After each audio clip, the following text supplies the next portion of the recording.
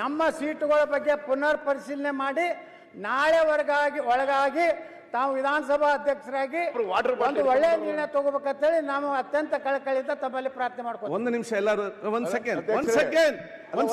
Second ಬೇಡ ರಾಯರೆಡ್ಡಿ ಒಂದ್ second ಅದನ್ನು ಕ್ಲಿಯರ್ ಮಾಡ್ತೇನೆ ನಾನು. ಯತ್ನಾಳ್ ಅವರೇ ಆಯ್ತು ಒಂದ್ ಇದಲ್ಲ ಬೇರೆ ಪ್ರಶ್ನೆ.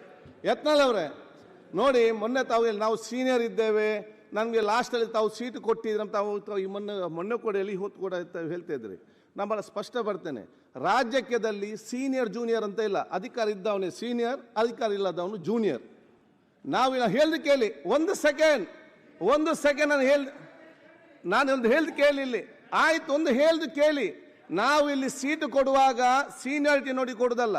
ಯಾರಿಗೆ ಜಾಸ್ತಿ ಸಂಖ್ಯೆ ನಂಬರ್ ಇದ್ರೆ ಅವ್ರಿಗೆ ಈ ಸೈಡ್ ಕೊಡುವಂಥದ್ದು, ಕಡಿಮೆ ಸಂಖ್ಯೆ ನಂಬರ್ ಇದ್ರೆ ಈ ಕಡೆ ನಾವು ಕೊಡುವಂಥದ್ದು. ಅದಕ್ಕಿಂತ ಕಡಿಮೆ ಇದ್ದರೆ ಆ ಕಡೆ ಬಂದು ಸೇರ್ತಾರೆ. ನೀವು ಇಲ್ಲಿದ್ದಾಗ ನಿಮಗೆ ಫ್ರಂಟ್ ಸೀಟಲ್ಲೇ ಕೊಟ್ಟಿದ್ದೆವು. ನಿಮಗೆ ಬೇಕಾದಾಗ ಇಲ್ಲಿ ಬರುವುದು, ಬೇಡದಾಗ ಅಲ್ಲಿ ನೀವು ಬಿಟ್ಟು ಹೋದರೆ ನಾವೆಂತ ಮಾಡಲಿಕ್ಕೆ ಅಲ್ಲಿ ಕೊಡ್ಲಿಕ್ಕೆ ಆಗ್ತದೆ ನನಗೆ? ನೀವು ನಮ್ಮ ಈ ಕಡೆ ಬಂದರೆ ಇಲ್ಲಿ ಫ್ರಂಟಲ್ಲಿ ಬರ್ತದೆ, ನೀವು ಇಲ್ಲಿ ಬಂದರೆ ನಿಮಗೆ ಇಲ್ಲಿ ಫ್ರಂಟಲ್ಲಿ ಬರ್ತದೆ.